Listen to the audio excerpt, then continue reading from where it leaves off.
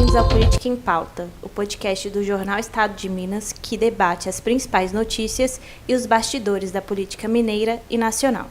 Eu sou a Silvia Pires e aqui comigo está o meu colega de editoria, Andrei Megre. Seja bem-vindo, Andrei. Tudo bem?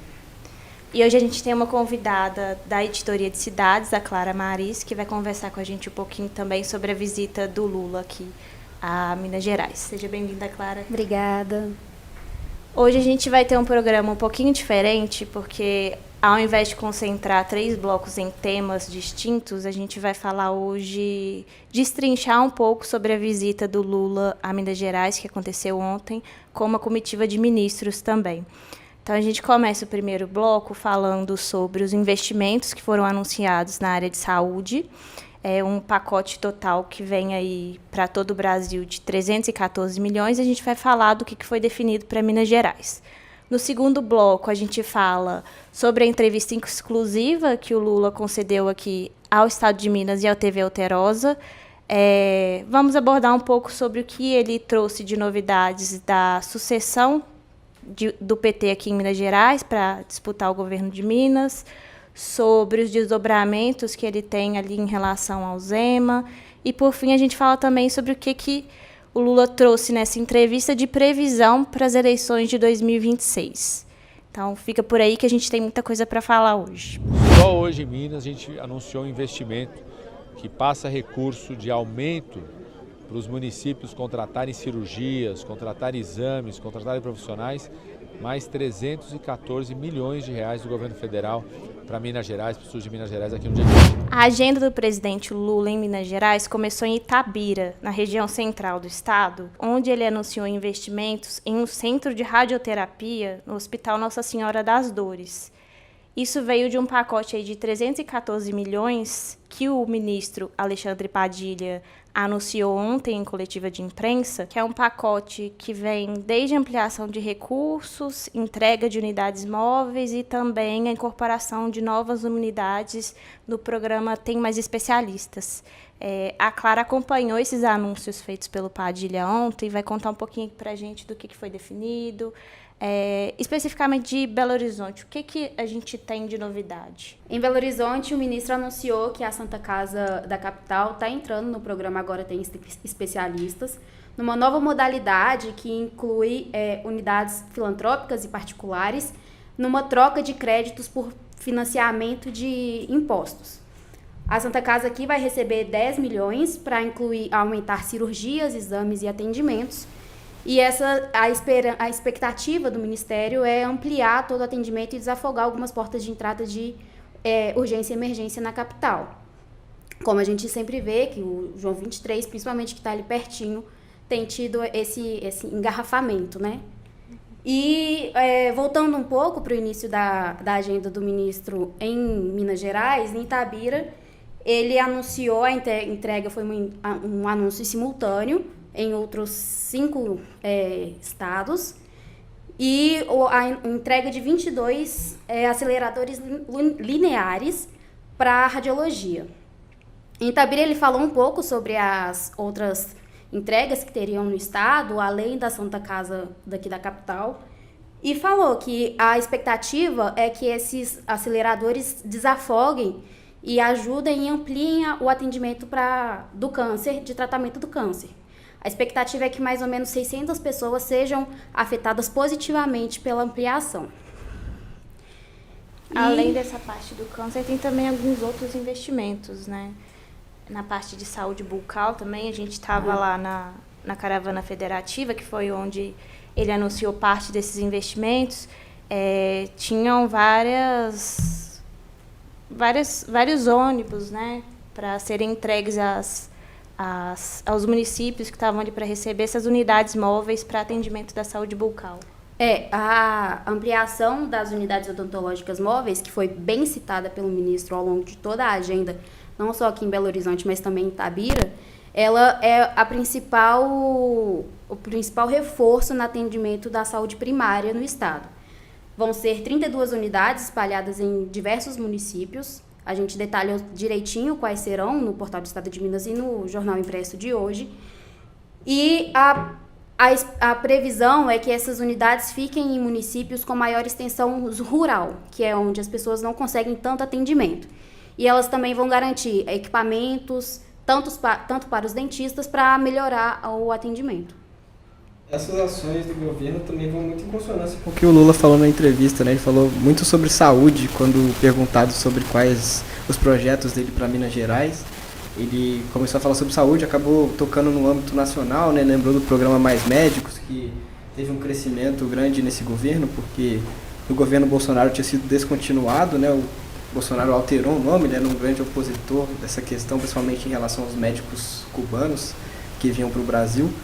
E aí o Lula retomou esse programa e ampliou em mais de 100% o número de médicos que integram esse programa aqui em Minas Gerais.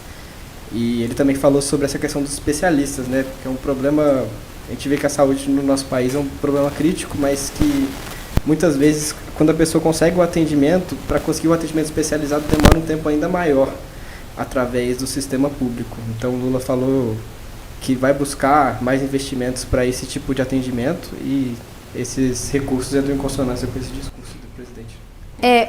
Eles também falaram muito durante todos os encontros que o programa O Agora Tem Especialistas é benéfico não só para a população, mas também para os profissionais, que ele, como tem mais investimento, o piso salarial ele é elevado, então os médicos começam a receber mais para atendimentos em unidades, sejam públicas ou privadas.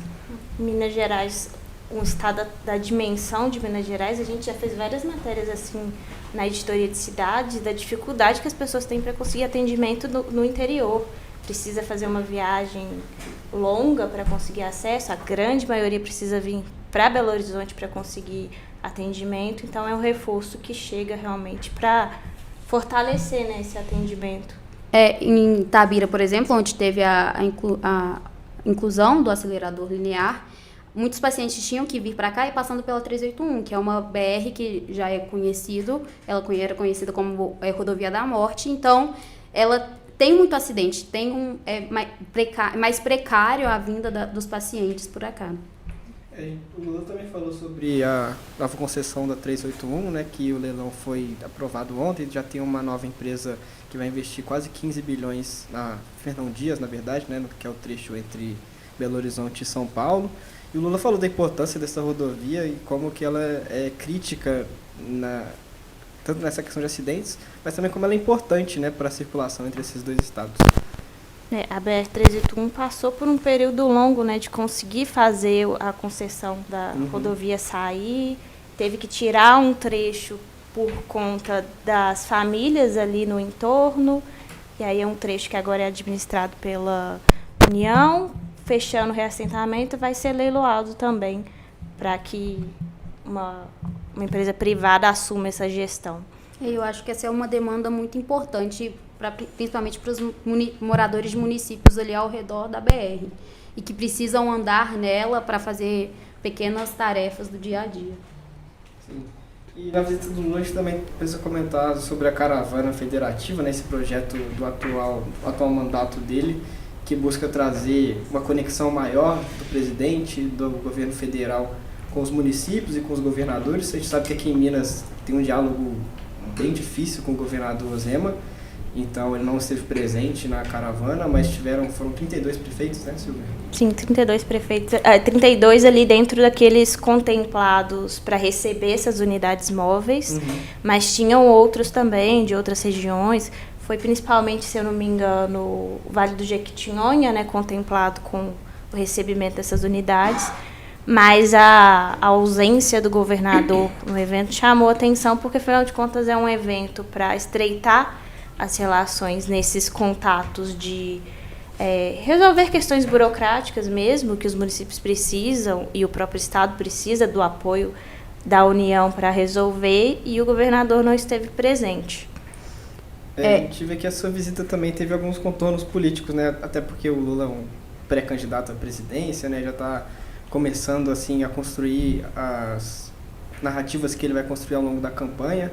E essa visita a Itabira também teve um cunho forte político, até porque o prefeito de Itabira, o Marco Antônio Lage, é um aliado do Lula, deu uma camiseta de presente para o Lula, né? Uma camisa do Valério Doce, o time de Itabira. Então, a gente vê também que concomitante a essas definições de orçamento e de investimentos em Minas Gerais, o Lula também aproveita para ampliar o discurso eleitoral dele em Minas, e que ele vai falar muito também na entrevista exclusiva com o Estado de Minas. Eu aprendi a gostar do Pacheco. Acho ele uma pessoa extremamente competente. E acho que ele hoje é a maior personalidade pública de Minas Gerais, sabe, nesse país. E, portanto, ele está talhado para assumir essa tarefa. Ou seja, eu até disse para o Pacheco, ou seja, cara, eu estou te pedindo para você me ajudar a ganhar as eleições para presidente da República. Você será governador do segundo estado mais importante do Brasil. Você pode fazer a diferença nesse processo eleitoral. Então, esse que você ouviu agora foi um trecho da entrevista exclusiva do presidente Lula ao Estado de Minas e à TV Alterosa. Nessa conversa, ele passou por diferentes tópicos de críticas ao governador Romeu Zema, à sucessão do PT em Minas Gerais, e é um pouquinho disso que a gente vai conversar aqui agora. A conversa seguiu também pelo rumo da citação do nome do Pacheco, que, embora ele já tenha dado indicativos de que não pretende se candidatar, ele é o favorito do Lula para concorrer ao governo de Minas Gerais, mas ele já vem dando essas sinalizações de que ele não tem interesse, de que ele até sairia da vida política. O Lula falou em entrevista aqui para a gente que ele ainda não desistiu do Pacheco, não foi isso, Andrei? Sim, o Pacheco sempre foi o grande sonho do Lula, né, para Minas. Em contrapartida, parecia que o sonho do Pacheco era assumir uma vaga no STF depois da aposentadoria do Barroso. Não veio, o Lula resolveu escolher o Jorge Messias, que é atual advogado-geral da União. Vamos ver se ele vai ser aprovado, ainda tem que passar pela sabatina no Senado, né? Mas o nome do Pacheco, enquanto o Pacheco tenta se esquivar, o Lula ainda mostra acreditar, mas mesmo assim ele mostrou outras oportunidades, né? Ele falou do Calil, falou do Tadeuzinho, que foi a primeira vez que ele citou o nome do presidente da Assembleia Legislativa como um possível candidato ligado ao PT, né? Seria um nome que tem uma articulação política muito grande em Minas, então acho que seria muito positivo se o Partido dos Trabalhadores conseguisse se conectar com esse nome, mas... Já era uma sinalização que estava rodando nos bastidores, sim, né? Mas não tinha essa confirmação pública de alguém do PT falar o nome do Tadeuzinho. Agora, não sei, no evento da Caravana Federativa, o Tadeuzinho estava presente, a gente até tentou conversar com ele, mas ele passou fugido. Uhum. Mas ele foi muito vaiado pelo público ali por conta da tramitação do projeto de privatização da Copasa. Uhum. Não sei se isso era um caso pontual ali, porque o pessoal do Sindágua, que é o sindicato ali dos trabalhadores da Copasa, estavam presentes, ou se isso pode acabar sendo um termômetro para o PT também ver como é que esse nome do Tadeu está sendo recebido pelo público, né? Sim. Porque um candidato que tem ele está recebendo todo o ônus de colocar em pauta esse projeto da Copasa, que é muito polêmico, e é um projeto encabeçado pelo governador Romeu Zema. Uhum. E a gente vê que o presidente também não pode ficar escolhendo muito, né? Porque os nomes que aparecem na mesa não estão exatamente disponíveis, né? A gente viu o Pacheco, principalmente, a Marília, que surgia como uma outra possibilidade, a prefeita de Contagem, já disse que não quer disputar o governo, que a prioridade dela, se for disputar uma outra eleição, é pelo Senado. E, inclusive, ela respondeu, né, para a reportagem, depois que o Lula citou o nome dela. Tem a Margarida também, que é a prefeita de Juiz de Fora, que aparece como outro nome, mas tentar escolher um nome alinhado tão ideologicamente ao presidente Lula talvez seja difícil nesse momento que tem tanta indefinição para o PT escolher um candidato para apoiar aqui em Minas. Sim. E outro nome que foi citado também foi até o do Alexandre Calil, né? Porque ele já até chegou a ter uma parceria ali com o presidente Lula na época ali que ele foi prefeito. Então é outro nome que entra ali na esfera das possibilidades. O Lula fala na entrevista aqui com o Estado de Minas uma frase que eu achei muito interessante de a gente destacar, que é: quem tem pressa come cru, vou esperar o tempo passar. Uhum. Então ele não parece estar muito preocupado com o rumo dessa discussão e não está tendo muita pressa para resolver isso. Sim. E a gente viu na coluna da Aberta hoje, ela fez uma longa explanação sobre como que o cenário mineiro é importante como termômetro das eleições federais, né?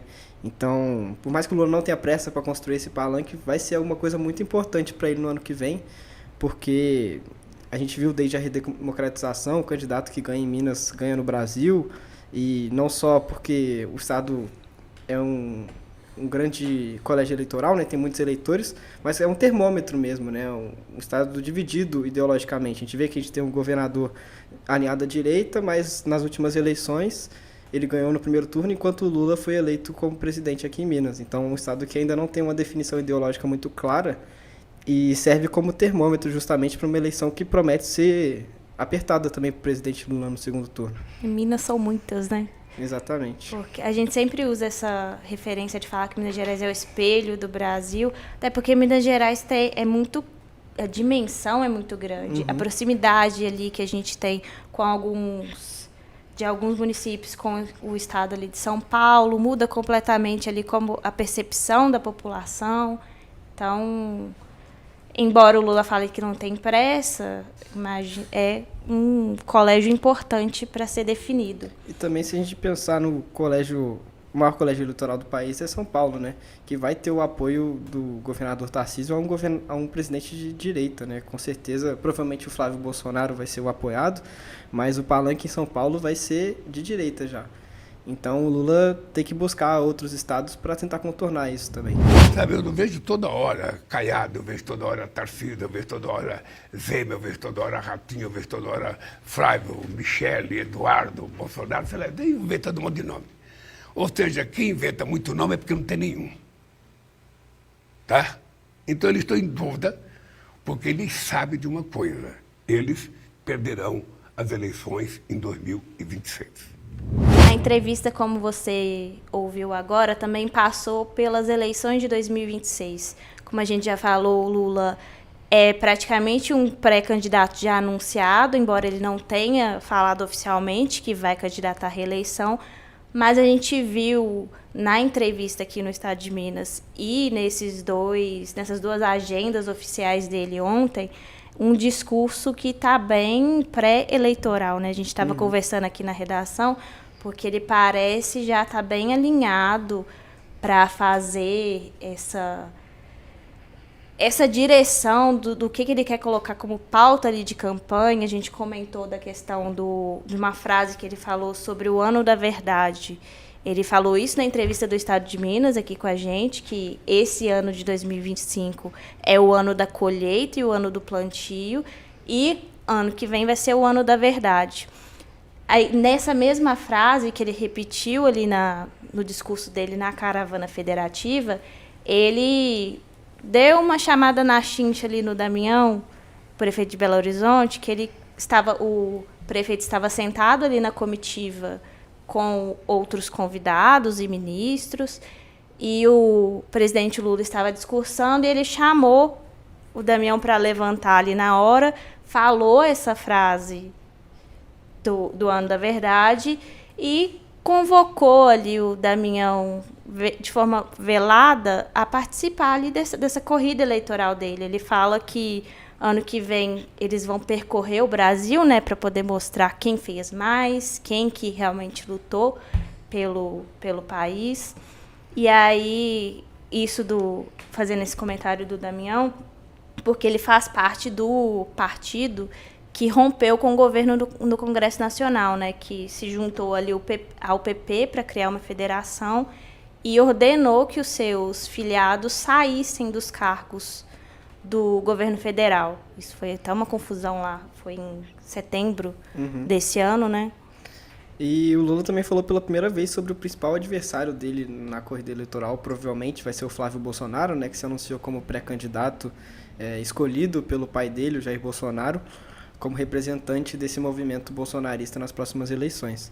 Foi a primeira vez que o Lula citou o nome do Flávio, mas o Lula também mostrou muita confiança, né, para as eleições. Inclusive a capa do jornal aqui, essa frase: eles perderão as eleições em 2026. Então, independente de qual seja o nome que o Lula vê como principal adversário, ele está se mostrando muito confiante.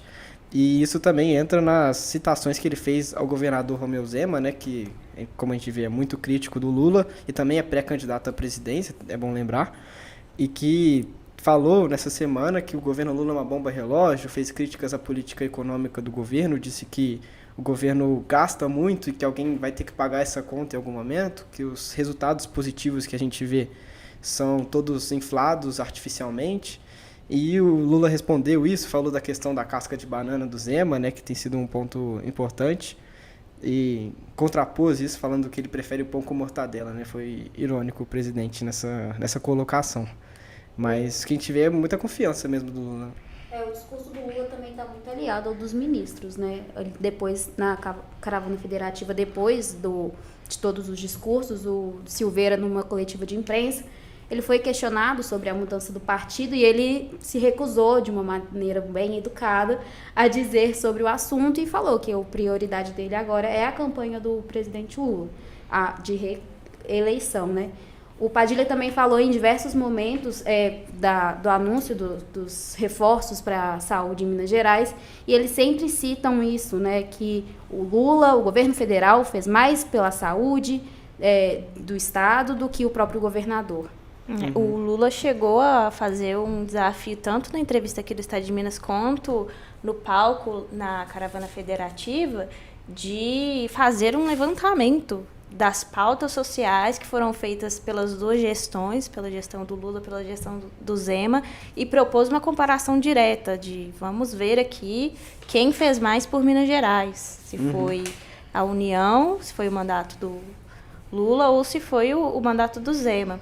Ele vem já há um tempo reforçando esse discurso crítico ao governador, né? Sim. Eles vêm nesses embates frequentes e até como a Clara falou, é um discurso reforçado pelos ministros. Nessa entrevista que o Silveira deu, ele comenta também sobre o Zema, ele fala que o governador vai ter dificuldade em mostrar o que ele fez por Minas Gerais, em que Minas Gerais avançou nesses últimos anos que ele está à frente do Palácio Tiradentes, e joga ainda uma crítica em relação à dívida de Minas Gerais, que ele fala que a única coisa que avançou mesmo foi a dívida de Minas, que passou de 112 bilhões para 195 bilhões.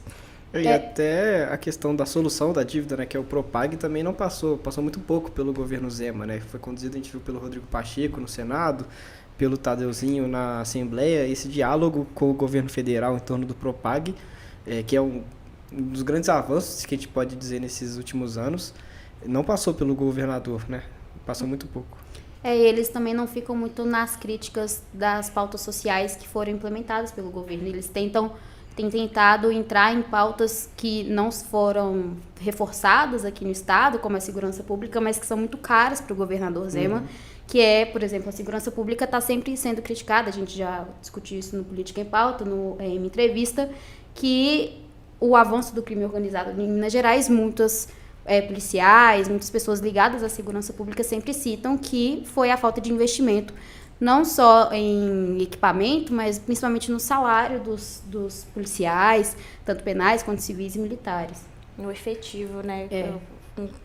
Um PM, uma pessoa da polícia mal paga, isso abre margem para entrar a corrupção mesmo, né? Serem cooptados ali pela milícia, pelas facções. Abre margem para esse tipo de corrupção. E eu acho que ele perde um pouco do apoio também. Se em algum momento o governador, por ser de direita, e a gente sabe que existe um histórico das forças de segurança públicas estarem mais ligadas a partidos e políticos de direita, eu acho que aqui em Minas o governador não contaria, se fosse ele, não contaria com esse eleitorado, assim, porque as críticas, qualquer evento que você tem, seja uma manifestação ou uma entrevista, principalmente com os líderes sindicais, todos falam que o Zema deixou a segurança pública a ermo, assim. Ele quer pegar esse eleitorado bolsonarista que usa muito desse discurso de segurança pública para se eleger, mas aqui em Minas Gerais ele não é bem quisto nessa questão. Na Assembleia a gente vê muito isso, com a bancada do PL, em sua grande maioria ali, principalmente os que são dessa carreira militar. O Sargento Rodrigues vota a maioria das pautas contrários ali ao governo. É uma briga constante para conseguir fazer esses reajustes de salários, a valorização ali do servidor da segurança pública. E o Zema aparece ali nessa lista de opositores ao Lula, né, ao lado do Flávio Bolsonaro, ao lado do Ronaldo Caiado, que são os pré-candidatos anunciados, digamos assim. E o Lula também disse uma frase que eu acho importante nessa entrevista, que é: quem inventa muitos nomes não tem nenhum, né? Então, outra vez, reforçando esse otimismo dele em não encontrar uma oposição efetiva ao governo no ano que vem.